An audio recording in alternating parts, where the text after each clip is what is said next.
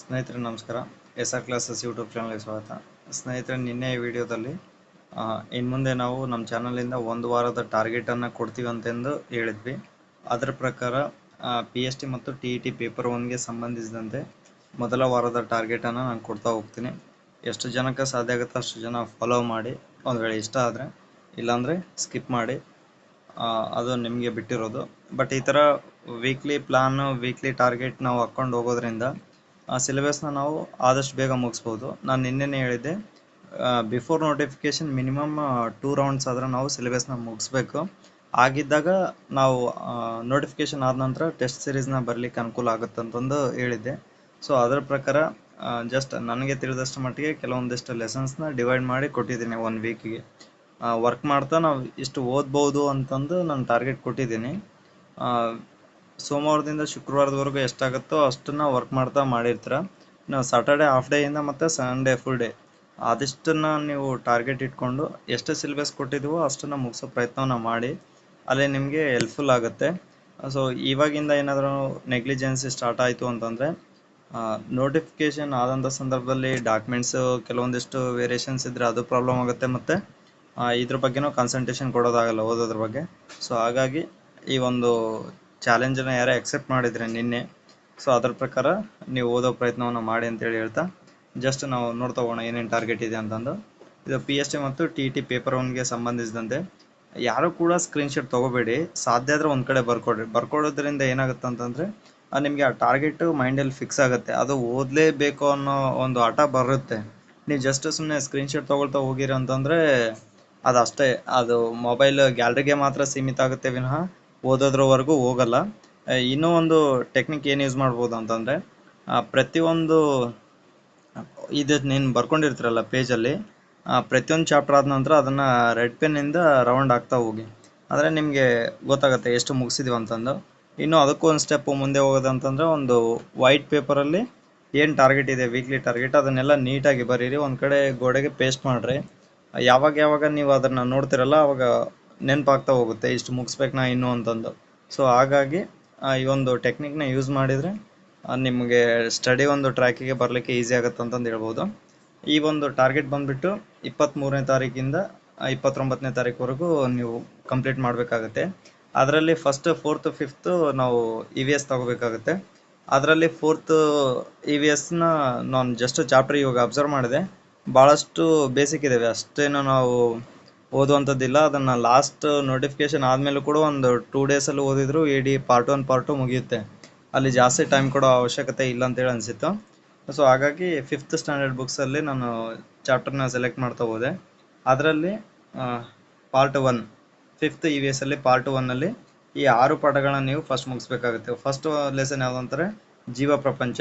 Second ಒಂದು ಸಮುದಾಯ. 3ನೇದು ನೈಸರ್ಗಿಕ ಸಂಪನ್ಮೂಲಗಳು. 4ನೇದು ವಾಯು. 5ನೇದು ನೀರು. 6ನೇ ಪಾಠ ಕೃಷಿ. ಬಟ್ ಇಲ್ಲಿ ನಾನು ಆರ್ಡರ್ ವೈಸ್ ಇದನ್ನು ಕೊಟ್ಟಿದ್ದೀನಿ, ಬಟ್ ಬುಕ್ಸಲ್ಲಿ ಪಾಠದ ಸಂಖ್ಯೆ ಬೇರೆ ಬೇರೆ ಇದೆ. ಯಾಕಂದರೆ ಕೆಲವೊಂದು ಪಾಠಗಳು ಸ್ಕಿಪ್ ಮಾಡಿದ್ದೀನಿ. ಕುಟುಂಬ ಅಂತೇಳಿ ಪಾಠ ಇತ್ತು, ಅದು ಅವಶ್ಯಕತೆ ಇಲ್ಲ ಅಂತೇಳಿ ಅದನ್ನು ಸ್ಕಿಪ್ ಮಾಡಿದ್ದೀನಿ. ಸೊ ಈ ಥರ ಯಾವುದು ಇಂಪಾರ್ಟೆಂಟ್ ಅನಿಸುತ್ತೆ ಆ ಪಾಠಗಳನ್ನ ನಾನು ಇಲ್ಲಿ ಸೆಲೆಕ್ಟ್ ಮಾಡಿದ್ದೀನಿ. ಅಂದರೆ ಇಲ್ಲಿ ಕ್ವಶನ್ಸ್ ಬರ್ಬೋದು. ಆ ಚಾಪ್ಟರ್ಗಳನ್ನೆಲ್ಲ ನಾನು ಜಸ್ಟ್ ಅಬ್ಸರ್ವ್ ಮಾಡ್ತಾ ಹೋದೆ, ಅಲ್ಲಿ ಕ್ವಶನ್ಸ್ ಬರೋ ಚಾನ್ಸಸ್ ಇದೆ ಅಂತೇಳಿ ಅನಿಸಿತ್ತು. ಸೊ ಹಾಗಾಗಿ ಅಂಥ ಪಾಠಗಳನ್ನ ಮಾತ್ರ ನಾನು ಇಲ್ಲಿ ಸೆಲೆಕ್ಟ್ ಮಾಡಿದ್ದೀನಿ. ನೆಕ್ಸ್ಟ್ ಕನ್ನಡದಲ್ಲಿ 5ನೇ ತರಗತಿ ಬುಕ್ಕಲ್ಲಿ ಮೊದಲ 10 ಪಾಠಗಳು ಏನಿದಾವಲ್ಲ, ಆ ಮೊದಲ 10 ಪಾಠಗಳು ಪದ್ಯಗಳು ಅಥವಾ ಪಾಠಗಳು ಎರಡೂ ಸೇರಿಕೊಂಡು ಮೊದಲ 10 ಪಾಠಗಳ ಪದಗಳ ಅರ್ಥನ ನೀವು ಒಂದು ಕಡೆ ಸ್ಲಿಪ್ಪಲ್ಲೇ ಬರಿತಾ ಹೋಗ್ರಿ. ಅಂದರೆ ಜಸ್ಟ್ ಓದೋಕ್ಕೆ ನಿಮಗೆ ಯಾವಾಗ ಬೇಸರ ಅನಿಸುತ್ತೋ ಆ ಟೈಮಲ್ಲಿ ಒಂದು ಟಾಚ್ ಆ್ಯಂಡ್ ಪೇಜ್ ತೊಗೊಂಡು ಅದರಲ್ಲಿ ಪದಗಳ ಅರ್ಥ ಬರೀರಿ. ಆ ಸ್ಲಿಪ್ಪು ನಿಮ್ಮ ಕೈಯಲ್ಲಿ ಯಾವಾಗಲೂ ಇರಬೇಕು. ಯಾವಾಗ ನೀವು ಫ್ರೀ ಇರ್ತೀರ ಆ ಟೈಮಲ್ಲಿ ನೀವು ಜಸ್ಟ್ ಆ ಪದಗಳ ಅರ್ಥವನ್ನು ನೋಡ್ತಾ ಹೋಗಿ. ನೆಕ್ಸ್ಟ್ ಕವಿ ಪರಿಚಯವನ್ನು ಕೂಡ ಅದೇ ಪಿನ್ ಪೇಜಲ್ಲೇ ಬರಿತಾ ಹೋಗಿ. ಆ ಪಿನ್ ಪೇಜಲ್ಲಿ ಬರೆಯೋದ್ರಿಂದ ಏನಾಗುತ್ತೆ ಅಂತಂದರೆ, ನೀವು ಎಲ್ಲಿಗೆ ಹೋದರೂ ಕೂಡ, ಅಂದರೆ ಫಾರ್ ಎಕ್ಸಾಂಪಲ್ ಟ್ರಾವೆಲ್ ಮಾಡೋ ಟೈಮಲ್ಲಿ ಅಥವಾ ಬೇರೆ ಬೇರೆ ಸಮಯದಲ್ಲೂ ಕೂಡ ಜಸ್ಟ್ ಆ ಸ್ಲಿಪ್ನ ನೀವು ನೋಡ್ತಾ ಹೋದರೂ ಕೂಡ ಅದು ನೆನ್ಪು ಬರ್ತಾ ಇರುತ್ತೆ. ನೆಕ್ಸ್ಟು ಪಾಠದ ಹಿಂದ್ಗಡೆ ಭಾಷಾಭ್ಯಾಸ ಏನಿರುತ್ತಲ್ಲ ಅದನ್ನು ಜಸ್ಟ್ ಪ್ರಾಕ್ಟೀಸ್ ಮಾಡ್ತಾ ಹೋಗಿ. ಅದರಲ್ಲಿ ಏನೇ ಇರಲಿ, ಸಂಧಿಗಳಿರಲಿ, ಸಮಾಸಗಳಿರಲಿ, ಏನೇ ಇರಲಿ, ಫಸ್ಟು 10 ಚಾಪ್ಟರ್ಸಲ್ಲಿ ಏನಿದಾವಲ್ಲ ಭಾಷಾಭ್ಯಾಸ, ಅದಿಷ್ಟನ್ನ ನೀವು ಮುಗಿಸಿ. ಕವಿ ಪರಿಚಯ, ಪದಗಳ ಅರ್ಥ ಮತ್ತು ಭಾಷಾಭ್ಯಾಸ ಅದಿಷ್ಟು ನೀವು ಮುಗಿಸಿದ್ರು ಅಂತಂದರೆ ಕನ್ನಡದಲ್ಲಿ ನೀವು ಎಲ್ಲ ಪಾಠ, ಅಂದರೆ ಇದು ಯಾವುದು 4th to 10th ವರೆಗೂ ಓದಬೇಕಾಗುತ್ತೆ PST ಅವರು. ಸೊ ಹಾಗಾಗಿ ಇಲ್ಲಿ ನಿಮಗೆ ಭಾಳಷ್ಟು ಡಿಫಿಕಲ್ಟ್ ಆಗ್ತಾ ಹೋಗುತ್ತೆ. 10 ಪಾಠಗಳು ನಿಮಗೆ ಜಾಸ್ತಿ ಅನಿಸುತ್ತೋ ಅಥವಾ ಕಡಿಮೆ ಅನಿಸುತ್ತೋ ನಿಮಗೆ ಬಿಟ್ಟಿದ್ದು. ಸೊ ಒಂದು ವಾರದಲ್ಲಿ ಮುಗಿಸ್ಬೋದು ಅನ್ನೋದು ನನ್ನ ಒಂದು ಥಿಂಕಿಂಗು. ಸೊ ಆಗುತ್ತೆ, ಅದೇನು ಅಷ್ಟು ದೊಡ್ಡದೇನಲ್ಲ, ನೀವು ಬರೆದು ಅದಿಷ್ಟನ್ನು ಮುಗಿಸ್ಬೋದು. ನೆಕ್ಸ್ಟ್ ಇಂಗ್ಲೀಷ್ಗೆ ಸಂಬಂಧಪಟ್ಟಂಗೆ ಒಂದು ವೇಳೆ ನಿಮಗೆ ಓದೋಕ್ಕೆ ಕಷ್ಟ ಆಗುತ್ತೆ ಸರ್, ಓದೋದಾಗಲ್ಲ ಅಂತಂದರೆ ಜ್ಞಾನ ಗಂಗೋತ್ರಿ ಯೂಟ್ಯೂಬ್ ಚಾನಲಲ್ಲಿ ಸರ್ ಚೆನ್ನಾಗಿ ಪಾಠ ಮಾಡ್ತಾರೆ. ಅದು ವಿಡಿಯೋಸ್ ಕೂಡ ಚಾಪ್ಟರ್ ವೈಸ್ ಬಿಟ್ಟಿದ್ದಾರೆ. ಅಂದರೆ ಫಾರ್ ಎಕ್ಸಾಂಪಲ್ ಇದು ಆರ್ಟಿಕಲ್ಸ್ ಆಗಿರ್ಬೋದು, ಮತ್ತು ಸೆಂಟೆನ್ಸ್ ಬಗ್ಗೆ ಅವೆಲ್ಲ, ವರ್ಬ್ಸ್ ಬಗ್ಗೆ ಅವೆಲ್ಲ ನೀಟಾಗಿ ಬಿಟ್ಟಿದ್ದಾರೆ ಒಂದೊಂದು ಚಾಪ್ಟರ್ ಸಪ್ರೇಟಾಗಿ. ಆ ಚಾನಲ್ನ ಫಾಲೋ ಮಾಡಿ ನೀವು ನೋಡ್ಕೋಬೋದು. ಇಲ್ಲಿ 4 ವಿಡಿಯೋಗಳನ್ನ ಮಾತ್ರ ಕೊಟ್ಟಿದ್ದೀನಿ, ಯಾಕಂದರೆ ವಿಡಿಯೋ ನೋಡಿ ನೋಟ್ಸ್ ಮಾಡಲಿಕ್ಕೆ ಟೈಮ್ ಹಿಡಿಯುತ್ತೆ. ಸೊ ಹಾಗಾಗಿ 4 ವಿಡಿಯೋಗಳನ್ನ ನೋಡಿ ನೋಟ್ಸ್ ಮಾಡಿ ಒಂದು ವಾರ ಡ್ಯೂರೇಷನಲ್ಲಿ ಜಸ್ಟ್ ನೀವು 2 ಡೇಸ್ಗೊಂದು ವಿಡಿಯೋ ನೋಡಿದ್ರು ಕೂಡ ಅಲ್ಲಿ 4 ವಿಡಿಯೋ ಕವರ್ ಆಗುತ್ತೆ. ಅದು ನಿಮಗೆ ಅರ್ಥ ಆಗಲಿ ಬಿಡಲಿ, ಒಂದು ವೇಳೆ ನೋಟ್ಸ್ ಮಾಡೋಕ್ಕಾಗಲ್ಲ ಅಥವಾ ಯಾವುದೇ ಒಂದು ವರ್ಕ್ ಮಾಡೋ ಟೈಮಲ್ಲಿ ನೀವು ಜಸ್ಟ್ ಆ ಕ್ಲಾಸ್ಗಳನ್ನ ಕೇಳ್ತಾ ಹೋಗಿ ಅಲ್ಲಿ ನಿಮಗೆ ಹೆಲ್ಪ್ಫುಲ್ ಆಗ್ತಾ ಹೋಗುತ್ತೆ. ಅದು ಮುಂದೆ ನಿಮಗೆ ಸಮಯ ಸಿಕ್ಕಾಗ ಸೆಕೆಂಡ್ ಟೈಮ್ ಆದರೂ ನೋಟ್ಸ್ ಮಾಡೋ ಪ್ರಯತ್ನವನ್ನು ನೀವು ಮಾಡ್ಬೋದು. ಬಟ್ ಈಗಲೇ ನೋಟ್ಸ್ ಮಾಡಿದರೆ ಒಳ್ಳೆಯದು, ಯಾಕಂದರೆ ಮುಂದೆ ಹೋಗ್ತಾ ಹೋಗ್ತಾ ಟಾರ್ಗೆಟ್ ಜಾಸ್ತಿ ಕೊಡ್ತಾ ಹೋಗ್ತೀವಿ. ಸೊ ಅಲ್ಲಿ ಕಷ್ಟ ಆಗ್ತಾ ಹೋಗುತ್ತೆ. ಹಾಗಾಗಿ ಒಂದು ರೌಂಡ್ ನೀವೇನಾದರೂ ನೋಟ್ಸ್ ಮಾಡಿಕೊಂಡ್ರೆ ನೆಕ್ಸ್ಟ್ ಟೈಮು ಜಸ್ಟ್ ನೀವು ನೋಟ್ಸ್ ನೋಡ್ತಾ ನೋಡ್ತಾ ಕ್ಲಾಸ್ನ 1.5 ಸ್ಪೀಡಲ್ಲಿ ಇಡ್ತಾ ನೋಡ್ಬೋದು ರಿವಿಷನ್ ಟೈಮಲ್ಲಿ. ಸೊ ಅಲ್ಲಿ ಹೆಲ್ಪ್ ಆಗ್ತಾ ಹೋಗುತ್ತೆ. ನೆಕ್ಸ್ಟ್ ಶೈಕ್ಷಣಿಕ ಮನೋವಿಜ್ಞಾನಕ್ಕೆ ಸಂಬಂಧಪಟ್ಟಂಗೆ ಇಲ್ಲಿ ನಾವು ಟೋಟಲ್ ಕ್ವಶನ್ಸ್ನ ಡಿವೈಡ್ ಮಾಡ್ಕೊಳ್ತಾ ಹೋಗ್ಬೇಕು. ಅಂದರೆ ಫಾರ್ ಎಕ್ಸಾಂಪಲ್ ಪೇಪರ್ 1ಗೆ ಸಂಬಂಧಪಟ್ಟಂಗೆ ಇಲ್ಲಿವರೆಗೂ ಅಂದರೆ 2014ಇಂದ ಇಲ್ಲಿವರೆಗೂ 9 TETಗಳು ನಡೆದಿದ್ದಾವೆ, ಮತ್ತು PST ಕೂಡ ನಡೆದಿದ್ದಾವೆ. PST ಎಷ್ಟು ನಡೆದಿದೆ ಅಂತೇಳಿ ನನಗೆ ಜಸ್ಟ್ ಕ್ಲಾರಿಟಿ ಸಿಗಲಿಲ್ಲ, ಸೊ ಹಾಗಾಗಿ ಅದನ್ನು ಬಿಟ್ಟಿದ್ದೀನಿ. ಅದರಲ್ಲಿ 9 question papers paper 1, 9 question paper paper 2ಗಿದ್ದಾವೆ. ಸೊ ಈಗ ಈ ಒಂದು ಪೇಪರ್ಗಳನ್ನ ನನ್ನ ಟೆಲಿಗ್ರಾಮ್ ಚಾನಲಲ್ಲಿ ಹಾಕ್ತಾ ಹೋಗ್ತೀನಿ, ಯಾವುದು ಓಲ್ಡ್ ಕ್ವಶನ್ ಪೇಪರ್ಸ್ನ ನೀವು ಅಲ್ಲಿ ಸೆಲೆಕ್ಟ್ ಮಾಡ್ಕೋಬೋದು. ಸೆಲೆಕ್ಟ್ ಮಾಡಿಕೊಂಡು 14 ಕ್ವಶನ್ ಪೇಪರ್ ನೀವು ಅಲ್ಲಿ ರಿವಿಷನ್ ನೋಡ್ಕೋಬೋದು. ಬಟ್ ಈ ಒಂದು ಪ್ರಶ್ನೆ ಪತ್ರಿಕೆನ ಯಾವ ಥರ ಓದಬೇಕಂತಂದರೆ ಯಾವುದಾದ್ರೂ ಇನ್ಸ್ಟಿಟ್ಯೂಷನ್ ಅವರು ಅಥವಾ ಬೇರೆ ಯಾರಾದರೂ ಲೇಖಕರು ಎನಾಲಿಸಿಸ್ ಮಾಡಿರೋ ಬುಕ್ ಇದ್ದರೆ ಅದನ್ನು ತೊಗೊಳೋದು ಬೆಟ್ರ್. ಯಾವುದಕ್ಕೆ? ಶೈಕ್ಷಣಿಕ ಮನೋವಿಜ್ಞಾನಕ್ಕೆ. ಅಂದರೆ for example TET old question paper analysis ಮಾಡಿರೋದು ಲಕ್ಷ್ಮಣ್ ಗಡೇಕರ್ ಬುಕ್ ಆಗಿರ್ಬೋದು, ಅಥವಾ ಬೇರೆ ಬೇರೆ ಇನ್ಸ್ಟಿಟ್ಯೂಷನ್ ಅವರು ಮಾಡಿರ್ತಾರೆ. ಅದನ್ನು ತರಿಸ್ಕೊಂಡು ಅದರಲ್ಲಿ ಡೈಲಿ 15 ಪ್ರಶ್ನೆಗಳನ್ನ ಮಾತ್ರ ಓದಿ.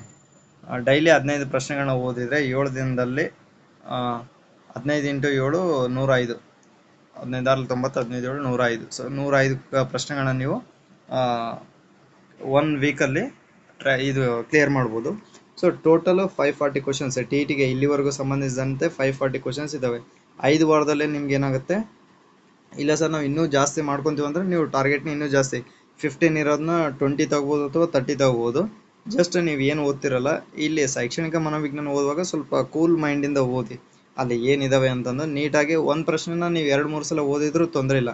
ಇವಾಗ 15 ಕ್ವಶನ್ಸ್ ಅಂತ ಹೇಳಿದ್ರೆ ನಾವು 1 ರೌಂಡ್ ಓದಿ ಸೆಕೆಂಡ್ ರೌಂಡ್ಗೂ ಕೂಡ ಅದನ್ನೇ ತಗೊಳ್ಳೋ ಪ್ರಯತ್ನವನ್ನು ಮಾಡ್ಬೋದು. ಅಲ್ಲಿ ನಿಮಗೆ ಅದು ಸ್ವಲ್ಪ ಡೆಪ್ತಾಗಿ ಅರ್ಥ ಆಗೋ ಚಾನ್ಸಸ್ ಇರುತ್ತೆ. ಯಾಕಂದರೆ ಇನ್ನು ಮುಂದೆ ಬರೋ ಪ್ರಶ್ನೆಗಳೆಲ್ಲ ಅಪ್ಲೈಡ್ ಕ್ವಶನ್ಸೇ ಇರುತ್ತೆ ಸೈಕಾಲಜಿಯಲ್ಲಿ. ಸೊ ಹಾಗಾಗಿ ನೀವು ಅಲ್ಲಿ ಕಾನ್ಸೆಪ್ಟು ಕ್ಲಿಯರ್ ಆಗುತ್ತೆ, ಪ್ಲಸ್ ಆ ಪ್ರಶ್ನೆನ ನೀವು ಅರ್ಥ ಮಾಡ್ಕೊಳ್ಳೋಕ್ಕೆ ಚಾನ್ಸ್ ಇರುತ್ತೆ. ಸೊ ಹಾಗಾಗಿ 15 ಕ್ವಶನ್ ಮಾತ್ರ ನಾನು ಡೈಲಿ ಟಾರ್ಗೆಟಲ್ಲಿ ಕೊಟ್ಟಿರೋದು. ನಿಮ್ಮ ಅನುಕೂಲಕ್ಕೆ ತಕ್ಕಂಗೆ ನೀವು ಅಲ್ಲಿ ಬದಲಾವಣೆ ಮಾಡ್ಕೋಬೋದು. ಟೋಟಲ್ 540 ಕ್ವಶನ್ಸ್ ಆಗುತ್ತೆ ಪೇಪರ್ 1, ಪೇಪರ್ 2 ಯಾವುದು TETಯಲ್ಲಿ. ಅಷ್ಟು ಕ್ವಶನ್ಸ್ನ ನೀವು ಪ್ರಿಪೇರ್ ಆಗಿರೋಂತಂದರೆ ಈ ಒಂದು 540 ಕ್ವಶನ್ಸಲ್ಲಿ ನಿಮಗೆ 10 ರಿಂದ 15 ಪ್ರಶ್ನೆಗಳು ಬಂದರೂ ಕೂಡ ನಿಮ್ಮ ಸ್ಕೋರ್ ಜಾಸ್ತಿ ಆಗೋ ಚಾನ್ಸಸ್ ಇರ್ತಾ ಹೋಗುತ್ತೆ. ಸೊ ಅದನ್ನು ನೆಗ್ಲಿಜೆನ್ಸಿ ಮಾಡಬೇಡಿ. ನೆಕ್ಸ್ಟ್ GKಗೆ ಸಂಬಂಧಪಟ್ಟಂಗೆ GK ನಾನು ಸಿಲೆಬಸ್ ಪ್ರಕಾರ ಕೊಡ್ತಾ ಹೋಗ್ತಾ ಇದ್ದೀನಿ. ಫಸ್ಟ್ ಚಾಪ್ಟರ್ ಬಂದ್ಬಿಟ್ಟು ಪ್ರಮುಖ ಪುಸ್ತಕಗಳು ಮತ್ತು ಲೇಖಕರು ಅಂತೇಳಿ ಇತ್ತು. ಸೊ ಈ ಒಂದು ಪ್ರಮುಖ ಪುಸ್ತಕಗಳಂದರೆ ಕೇಂದ್ರ ಸಾಹಿತ್ಯ ಅಕಾಡೆಮಿ ಪ್ರಶಸ್ತಿ ಪಡೆದ ಪುಸ್ತಕಗಳು, ಜ್ಞಾನಪೀಠ ಪ್ರಶಸ್ತಿ ಪಡೆದ ಪುಸ್ತಕಗಳು, ಮತ್ತು ರಾಷ್ಟ್ರೀಯ ಮತ್ತು ಅಂತಾರಾಷ್ಟ್ರೀಯ ಮಟ್ಟದಲ್ಲಿ ಹೆಸರು ಮಾಡಿರುವಂಥ ಪುಸ್ತಕಗಳು ಮತ್ತು ಲೇಖಕರು. ಸೊ ಈ ಥರ ಪುಸ್ತಕಗಳನ್ನ ಪಟ್ಟಿ ಮಾಡ್ತಾ ಹೋಗ್ರಿ. ನೀವು ಪ್ರತಿದಿನ ಜಸ್ಟ್ 10 ಪುಸ್ತಕಗಳನ್ನು ಮತ್ತು ಲೇಖಕರ ಹೆಸರನ್ನು ಪಟ್ಟಿ ಮಾಡಿಕೊಡ್ರಿ. ಹೇಗಾದರೂ ಪ್ರಯತ್ನ ಮಾಡಿ 10 ಪುಸ್ತಕಗಳನ್ನು ಮತ್ತು ಲೇಖಕರ ಹೆಸರನ್ನ ಪಟ್ಟಿ ಮಾಡಿ ಪ್ರತಿ ವಾರ ನಿಮಗೆ ಎಷ್ಟು ಸಿಗುತ್ತೆ? ಒಂದು ವಾರದಲ್ಲಿ 70 ಪುಸ್ತಕಗಳ ಲೇಖಕರ ಬಗ್ಗೆ ನಿಮಗೆ ಗೊತ್ತಾಗ್ತಾ ಹೋಗುತ್ತೆ. ಸೊ ಈ ಥರ ನೀವು ಇನ್ನೂ ಕಲೆಕ್ಷನ್ ಜಾಸ್ತಿ ಮಾಡ್ಬೇಕಂತಂದರೆ ಇಲ್ಲಿ ಸಂಖ್ಯೆ ನೀವು ಜಾಸ್ತಿ ಮಾಡ್ತಾ ಹೋಗ್ಬೇಕು. ಜಸ್ಟ್ 10ಕ್ಕೆ ನಾನು ಯಾಕೆ ಲಿಮಿಟ್ ಕೊಟ್ಟಿನಿ ಅಂದರೆ 10ನ್ನು ನೀವು ಓದಲಿಕ್ಕೆ ಪುನಃ ಅನುಕೂಲ ಆಗುತ್ತೆ. ಇವು ಜಸ್ಟ್ ಕಲೆಕ್ಟ್ ಮಾಡ್ಕೊಂಡು ಇಟ್ಕೊಳ್ಳೋದಲ್ಲ, ಅದನ್ನ ನಾವು ನೆನಪಲ್ಲಿ ಇಟ್ಕೋಬೇಕಾಗುತ್ತೆ. ಸೊ ಮೇಲೆ ಮೇಲೆ ಮೇಲೆ ರಿವಿಷನ್ ಮಾಡಬೇಕಾಗುತ್ತೆ. ಸೊ ಹಾಗಾಗಿ ನೀವೇನು ಮಾಡಬೇಕಾಗುತ್ತೆ, ಡೈಲಿ 10ನ್ನ ಒಂದು ಕಡೆ ನೀಟಾಗಿ ಬರಿತಾ ಹೋಗ್ರಿ. ಒಂದ್ಸಲ ಬರೆದಿದ್ದನ್ನ ಮತ್ತೆ ನೆನ್ಪು ಮಾಡಿಕೊಂಡು ಪುನಃ ಬೇರೊಂದು ಕಡೆ ಬರೆಯೋ ಪ್ರಯತ್ನನ ಮಾಡ್ತಾ ಹೋಗಿ. ಸೊ ಈ ಥರ ಮಾಡೋದ್ರಿಂದ ಫಸ್ಟ್ ಚಾಪ್ಟರ್ ನಿಮಗೆ ಈ ಒಂದು ವಾರದಲ್ಲೇ ಮುಗಿತಾ ಹೋಗುತ್ತೆ. 70 ಬುಕ್ಸು ಇಂಪಾರ್ಟೆಂಟ್. ಇವನ್ ನಿಮ್ಗೆ ಯಾವ ನೆನಪಿರುತ್ತೆ, ಜ್ಞಾನಪೀಠ ಪ್ರಶಸ್ತಿ ಪಡೆದ ಪುಸ್ತಕಗಳು ನೆನಪಿರುತ್ತೆ, ಅದನ್ನು ಬರೆಯೋ ಅವಶ್ಯಕತೆ ಇರಲ್ಲ. ಅದನ್ನು ಜಸ್ಟ್ ಯಾವಾಗಾದ್ರೂ ಫ್ರೀ ಇದ್ದಾಗ ನೋಡ್ಕೊಳ್ಳಿ. ಬಟ್ ನಿಮ್ಗೆ ಯಾವ ನೆನಪಿರಲ್ಲ ಅಂಥ ಪುಸ್ತಕಗಳನ್ನ ನೀವು ಅಲ್ಲಿ ಬರಿಬೇಕಾಗುತ್ತೆ. ಸೊ ಆ ಥರ 70 ಪುಸ್ತಕಗಳು ಮತ್ತು ಲೇಖಕರ ಒಂದು ನೇಮ್ಸನ್ನು ಬರೆಯೋ ಪ್ರಯತ್ನವನ್ನು ಮಾಡಿ. ನೆಕ್ಸ್ಟ್ ಗಣಿತದಲ್ಲಿ 5ನೇ ತರಗತಿಗೆ ಸಂಬಂಧಪಟ್ಟಂಗೆ 5ನೇ ತರಗತಿ ಪಾಠ ನಾನು ನೋಡಿದೆ. ಅಲ್ಲಿ ಸ್ಟಾರ್ಟಿಂಗ್ ಎಲ್ಲ 5 ಅಂಕೆಯ ಸಂಖ್ಯೆಗಳಂತಿದೆ, ಸಂಕಲನ ವ್ಯವಕಲನ ಮತ್ತು ಗುಣಕಾರ ಅಂತ ಕೊಟ್ಟಿದ್ರೆ. ಸೊ ಅವೆಲ್ಲ ನಮಗೆ ಬೇಸಿಕ್ ಬರುತ್ತಲ್ಲ, ಹಾಗಾಗಿ ಅದನ್ನು ಅವಾಯ್ಡ್ ಮಾಡಿದ್ದೀನಿ. ಅದಾದ ನಂತರ 4ನೇ ಅಧ್ಯಾಯ ಏನಿತ್ತು, ಅಪವರ್ತನಗಳು ಮತ್ತು ಅಪವರ್ತ್ಯಗಳಂತೇಳಿ ಇತ್ತು. ಸೊ ಆ ಒಂದು ಪಾಠವನ್ನು ನೀವು ಪ್ರಾಕ್ಟೀಸ್ ಮಾಡ್ತಾ ಹೋಗ್ಬೋದು. ಒಂದು ವೇಳೆ ನಿಮಗೆ ಬುಕ್ಕು ಸಿಕ್ಕರೆ ಓಕೆ, ಸಿಕ್ಕಿಲ್ಲ ಅಂತಂದರೆ ನಾನು ಟೆಲಿಗ್ರಾಮಲ್ಲಿ ಮೆಸೇಜ್ ಮಾಡಿ, ಅದರಲ್ಲಿ ಅಪ್ಡೇಟೆಡ್ 25-26 ಅಕಾಡೆಮಿಕ್ ಬುಕ್ಸ್ನ ನಾನು ಅಲ್ಲಿ ಅಪ್ಲೋಡ್ ಮಾಡ್ತಾ ಹೋಗ್ತೀನಿ. ನೆಕ್ಸ್ಟು ಅಧ್ಯಾಯ 5 ಭಿನ್ನರಾಶಿ. ಈ ಒಂದು ವಾರದಲ್ಲಿ ಇವೆರಡೇ ಅಧ್ಯಾಯಗಳನ್ನು ಪ್ರಿಪೇರ್ ಮಾಡಿ. ಯಾಕಂದರೆ ಗಣಿತ ಎಲ್ರಿಗೂ ಕೂಡ ಸ್ವಲ್ಪ ಇಷ್ಟವಿಲ್ಲದ ಸಬ್ಜೆಕ್ಟ್ ಅಥವಾ ಡಿಫಿಕಲ್ಟ್ ಸಬ್ಜೆಕ್ಟ್ ಅಂತೇಳಿ ಅನಿಸುತ್ತೆ.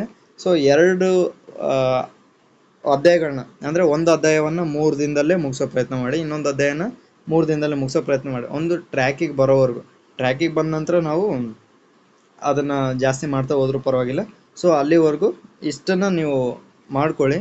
ಈ ವಾರದ ಪ್ರೋಗ್ರೆಸ್ ಏನು ಬರುತ್ತೆ ಅನ್ನೋದ್ರ ಮೇಲೆ ನೆಕ್ಸ್ಟ್ ವೀಕ್ ಟೈಮ್ ಟೇಬಲ್ನ ಸೆಟ್ ಮಾಡೋ ಪ್ರಯತ್ನ ಮಾಡ್ತೀನಿ.